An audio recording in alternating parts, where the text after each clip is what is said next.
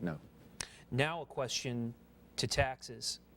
And it says if you keep lowering real estate taxes, where are you going to get the money to fix roads, lights, pay police, fire, and health care? I think that might go a little bit to the 1% tax. It's offsetting taxes, but Myrtle Beach does have historically pretty low taxes for their primary residents. What about revenue to pay for these type of things, especially in a down economy? Well, it goes back to creating these special, it's the 1% tax. It's not on property tax, so you're charging the visitor. And, the visitor right now pays 1% for school, 1% for roads, 1% for advertising. At some point, you just can't keep dumping it on the visitor because that's our lifeblood. You go downtown and there's parking meters, you charge them for parking meters. The visitor is only going to take so much and they're going to find somewhere else to go. And you're going to increase your business license. You just can't keep running the city the way it's going. And I don't, it has to go in a different direction. We need new leadership. And here's the last one I chose from the viewers. Would you try to speed up the tax reduction from the 1% tax? And I ask that because whether we like it or not, until there is a referendum or until something is done about it, that 1% tax stays even if you're elected. No, because that's just a ploy. That was an election. Hey, we're going to give you $1,000 off your tax bill a year early. Please vote for us. It was never created to be a reduction on property taxes. It's actually when Chairman Gillen stood up and said she wasn't going to support it and it was ridiculous, that's when they came back and said, oh, well, why don't we take a percentage of it and lower property taxes?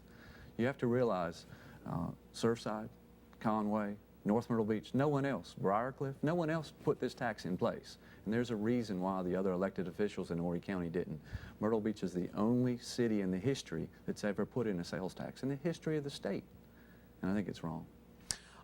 And here's a question that I'm going to ask both of you because we're in a unique election where I think it applies to both candidates.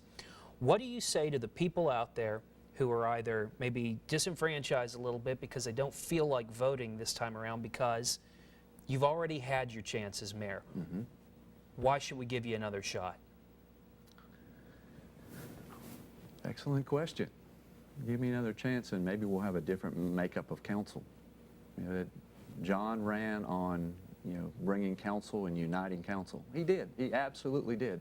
My job isn't, or the mayor's, the city's, not to unite the council. She's supposed to unite the city.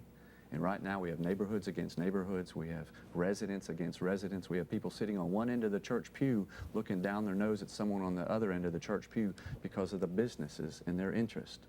I talked to some people that, they don't go home to their house. They stay in their motel at night because the residents, their neighbors around them, have torn their sign out of their yard when they supported me.